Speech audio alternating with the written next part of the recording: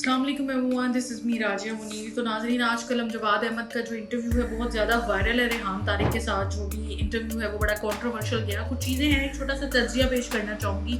Being a host, پہلے تو سب سے بڑی بات ہے کہ ریحان طارق کو اپریسیشن دینی چاہیے۔ بینگ اے ہوسٹ، ہمارے سامنے کوئی ایسا گیسٹ آ جائے جو ایسی بات کرے جو ہمارے سوال سے بالکل ایک ڈفرینٹ اوپینین رکھتی ہے، تو ہم لوگ کا جو ہے نا ایک قسم سے اسٹیمنا بہت جلدی لو ہونا اسٹارٹ ہو جاتا ہے۔ لیکن بڑے ہمت اور تحمل کے ساتھ انہوں نے ان کو سنا، کیونکہ ہماری ٹریننگ ایسی ہوتی ہے کہ ہمیں سننا پڑتا ہے ایسے لوگوں کو، بے شک ان کی بات ہمارے لیے معنی رکھے یا نہ رکھے۔ یعنی کہ سوال گندم اور جواب چنا۔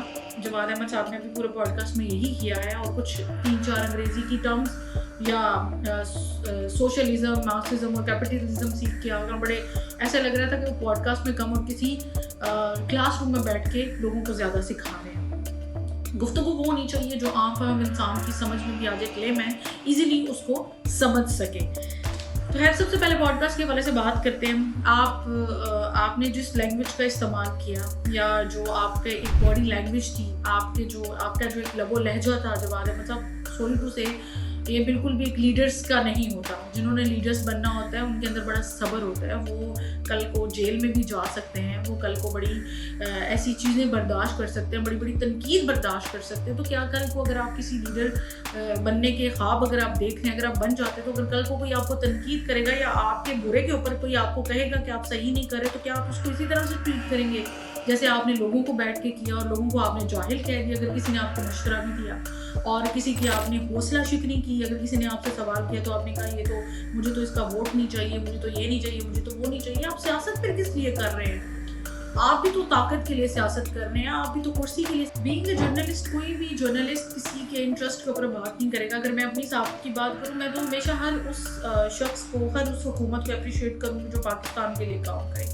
پاکستان مسلم لیگ نون اگر اچھا کام کرے گی تو ان کے لیے ضرور اپریسیشن بنتی ہے۔ اسی طرح پاکستان تحریک انصاف اگر کام کرے گی تو یقیناً ان کے لیے بھی ضرور اپریسیشن بنے گی، اور اگر کسی کے ساتھ ناانصافی ہوگی تو وہاں پہ بھی ضرور آواز اٹھائی جائے گی۔ لیکن اگر آپ کسی کو ذاتیات کی نوعیت پہ، ذاتی مسائل کے اوپر آپ کسی کو اپنا دشمن قرار دیں، یا ان کی ذاتیات پہ بار بار حملے کریں کہ انہوں نے تو 3rd کلاس میں ڈویژن کیا اور میرا جو ہے وہ 1st ڈویژن تھا اینڈ آل دیٹ، یہ کمپیریزن نہیں ہے، ذاتیات نہیں تو اور کیا ہے؟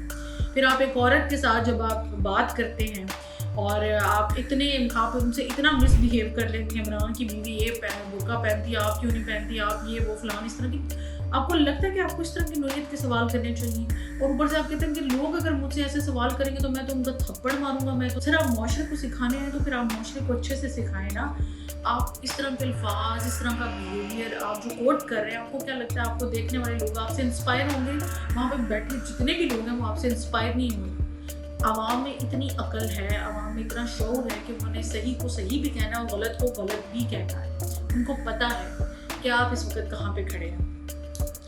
پھر اس کے ساتھ ساتھ آپ ایک اور آپ نے مذہب کے حوالے سے بھی بات کی۔ پھر آپ نے ایک اور چیز بڑی اچھے سے کوٹ کی کہ لوگوں میں برداشت نہیں، لوگوں میں غصہ نہیں، لوگوں میں حسد ہے، اس لیے لوگ غصہ کرتے ہیں۔